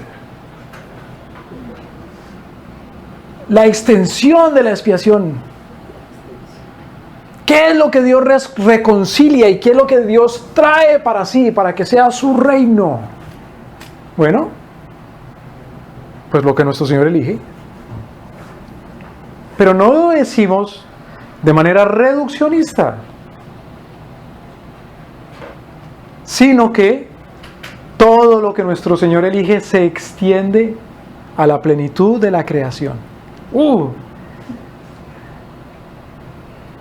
Nuestro Señor bendice con la expiación, con la reconciliación y con hacer para su reino. Se extiende, perdón. Se extiende.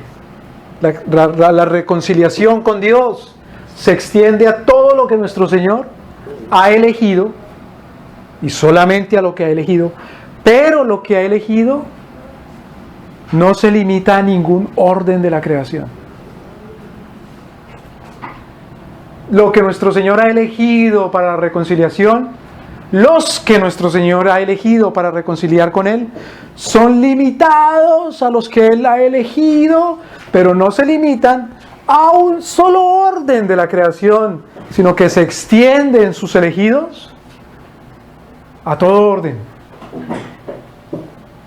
Sus elegidos son de todos los órdenes de la creación.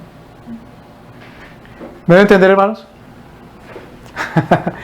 ¿Más o menos? Yo también. Ok, vamos para allá. Dos cosas. La expiación, ¿a qué se extiende? ¿Qué cobija?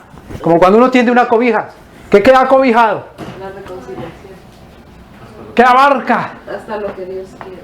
Hasta lo que Dios quiere. ¿Y qué es lo que Dios quiere? Todo aquello que nuestro Señor ha escogido, ha elegido. Todos los que nuestro Señor ha elegido. Y no más de lo que nuestro Señor ha elegido para reconciliar, para expiar y para que sea de su reino, es lo que reconcilia, expía y entra a su reino. Pero eso que nuestro Señor ha elegido, aquello que nuestro Señor ha elegido, no se limita a un solo orden o esfera de la creación. ¿Me voy a entender? Hay una esfera de la creación en cuanto a las instituciones, por ejemplo, que se llama la iglesia. Hay otra esfera de las instituciones de la creación que se llama, por ejemplo, la familia. Hay otra esfera que se llama la sociedad civil. Hay otra esfera que se llama las oficinas de trabajo. Bueno, otra esfera que se llaman, en la Edad Media, por ejemplo, surgieron las universidades. Hay otra esfera que se llaman los gremios de producción. Pregunta: ¿a cuál esfera está limitada la reconciliación? Todos. ¿Nuestro Señor, qué es lo único que salva a la iglesia? No. Pero espérate un momento, hermano. Porque yo pensaba que precisamente la iglesia es aquellos que son, ¿qué? Salvos. Y tú me dices ahora que por fuera de la iglesia hay salvos.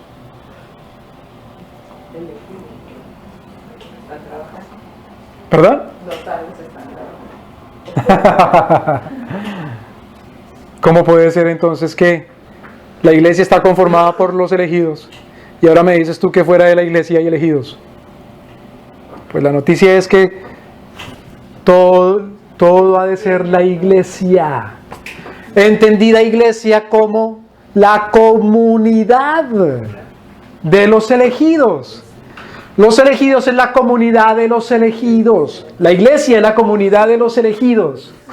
Y si la iglesia es la comunidad de los elegidos, la iglesia no se limita a la iglesia corporación.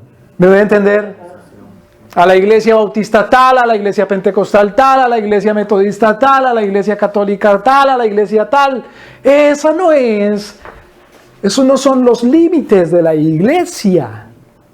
Es como decir que la iglesia es la iglesia de Éfeso, o la iglesia de Filipenses, o la iglesia de los Gálatas, o de Tesalonicenses, o la de Corinto, o la de la Odisea. O es como llegar... Imagínense, si uno llegara a Éfeso y pregunta, hágame el favor y me dicen dónde está la iglesia. ¿Le podían decir en dónde estaba la iglesia? ¿No había iglesia entonces en Éfeso? En el siglo I, ¿qué le decían? Pues bueno, ¿en dónde está la iglesia? Pues déjeme decirle, hay unos ahorita que están ordeñando vacas, otros están arando el campo, otros están en las cortes porque son abogados, otros están amamantando a sus hijos. ¿Me explico? No, pero dígame, ¿dónde está la iglesia? Porque yo necesito ir allá a hablar con el pastor. ¿Qué le dirían? No, pues, ¿cuál pastor? Pues el obispo presidente. Bueno, porque hay varios pastores ahí. ¿Sí me van a entender, hermanos? Hasta el punto que nuestro Señor ha de convertir toda nación. Entonces, ¿la iglesia se limita a una nación? No. Sin embargo, a ver, vamos por ahí. Vamos por partes, como dijo él. Vamos a Deuteronomio, capítulo 7.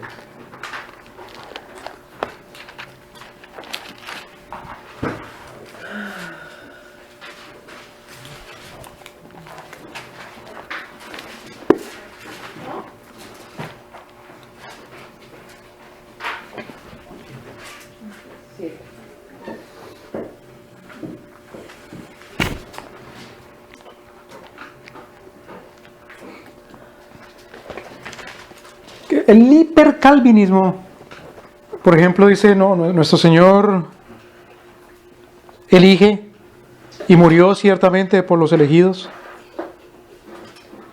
Pero ese número de elegidos se reduce solamente a una esfera.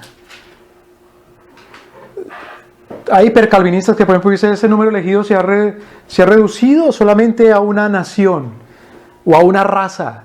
Entonces son los blancos o a una denominación. Entonces los elegidos son los de esta denominación. O qué sé yo, una serie de estupideces. Deuteronomio capítulo 7, versículo 7. 7:7. 7:7. No por ser vosotros más que todos los pueblos os ha querido Jehová y os ha escogido, pues vosotros erais el más insignificante de todos los pueblos. Entonces, ¿cuál es la extensión de la expiación? La extensión se extiende hasta donde nuestro Señor, ¿qué? Quiere, elige. En este caso, ¿qué está diciendo nuestro Señor? Que no se limita a un grupo, a un pueblo. ¿Sí? Que dice, no por ser vosotros Más. el pueblo más, los he elegido yo. Acordémonos lo que hace Samuel cuando va a ungir al que el Señor ha elegido, escogido. ¿Qué es lo que dice él? Pues este tiene que ser. ¿Por qué? Pues mira que es el más grandote de todos. Pues es el más grande, mire, es el mayor, el que habla más grueso. Pues, evidentemente ese es. ¿Qué le dice nuestro Señor? No, claro. Yo he elegido al que yo quiero. Dice Pablo, no es al que más corre. Tampoco es el que más despacio camina. O al que gatea. Sino al que Dios quiere. Es más, vosotros sois el más pequeño de todos los pueblos. Versículo 8. Pero, porque Jehová os amó y quiso guardar el juramento que juró a vuestros padres, os ha sacado Jehová con mano fuerte y os ha rescatado de casa de servidumbre de la mano de Faraón, rey de Egipto. Conoce pues que Jehová tu Dios es Dios, Dios fiel, que guarda el pacto y la misericordia a los que le aman y guardan sus mandamientos hasta las 1000. Claro, el reino de Dios, según su pacto, para justicia. Ahora, ¿eso qué quiere decir? ¿Que nuestro Señor se limitó a escoger a ese pueblo israelí no más? Y ese ya es toda la extensión. Vamos al Salmo 72.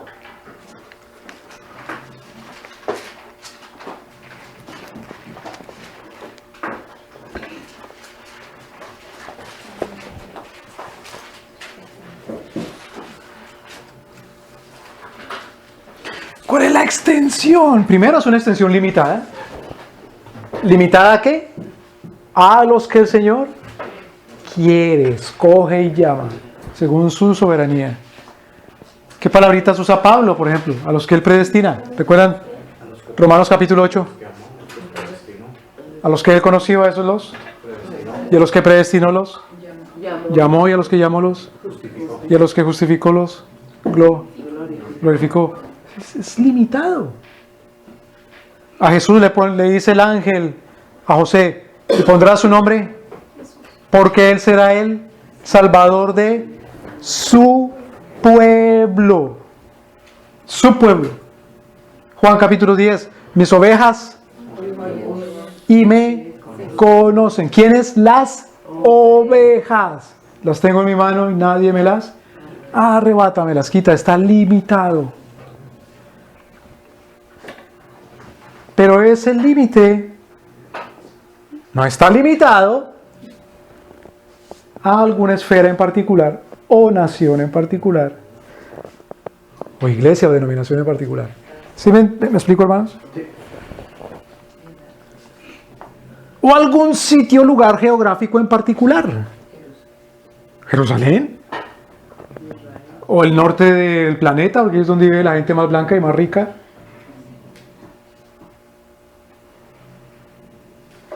Salmo 72. Versículo 1. Oh Dios, da tus juicios al rey, tu justicia al hijo del rey. Él juzgará a tu pueblo con justicia y a tus afligidos con juicio. ¿Ve? Que sí es al pueblo de él. Claro, al pueblo. ¿Cuál es la extensión del pueblo? ¿Cuál es la extensión de la iglesia? ¿Cuál es la extensión de los reconciliados, de los que han sido expiados, perdón? Versículo 5. Te temerás mientras dure el sol y la luna de generación en generación. ¿Cuál es la extensión en el tiempo? En la eternidad. Versículo 6. Descenderá como la lluvia sobre la hierba cortada, como el rocío que destila sobre la tierra. En sus días florecerá la justicia y la abundancia de paz hasta que no haya luna. Fíjese la extensión ahora geográfica, versículo 8. Y dominará de mar a mar, desde el río hasta los confines de la tierra. Cuando los apóstoles preguntaban ¿cuándo restaurarás el reino de Israel?, se estaban refiriendo a ese pedacito de tierra que se llama la Palestina o Canaán. No. Cuando decía ¿cuándo restaurarás tu reino a Israel?, se referían a Israel, a ese pueblo o familia o etnia descendiente de Abraham solamente. Versículo 9. Los que habitan el desierto se postrarán delante de él y sus enemigos lamerán la tierra. Los reyes de Tarsis y de las islas traerán presente, los reyes de Seba y de Saba ofrecerán dones. Fíjese que está tomando como ejemplo a Salomón, al cual los reyes de Tarsis le traían, y la reina de Saba le traía abundancia de oro y de especias. Versículo 11. Y todos los reyes de la tierra se postrarán delante de él y todas las naciones le servirán. ¿Cuál es la extensión del reino de Dios y su justicia? ¿En el tiempo o la eternidad? En cuanto a las naciones, todas las naciones. En cuanto a los órdenes de poder e instituciones, todas, dice todos los reyes. En cuanto a las actividades que se hacen sobre la tierra, las acciones de los hombres, todo, sobre todo el Señor, porque reconcilia, ahí reina con justicia y ha de someterlo todo por esa reconciliación bajo el dominio de sus pies. ¿Me doy a entender, hermanos? Ese es el efecto, la extensión, el propósito de la reconciliación o de la expiación de Dios nuestro Señor por medio de Jesucristo, nuestro Redentor. Hermano, ¿quiere orar, por favor, para despedir? Gracias, Padre, una vez más por este estudio. Gracias por la provisión de tu palabra y la extensión de la misma, Señor. Ayúdanos, Señor, cada día a través de tu Santo Espíritu a poderla ir comprendiendo de mejor manera, Señor, conforme tu voluntad. Gracias, Señor, porque en tu grande misericordia, Señor, tú nos has reconciliado contigo por medio de tu expiación, Señor, para ser parte de ese reino, Padre bendito. Gracias, Padre, por todo. Ahora llevarnos con paz, con bien, Señor, y ser para con cada uno, Señor, durante el resto de la semana. En Cristo Jesús, Señor. Amén. Nuestro.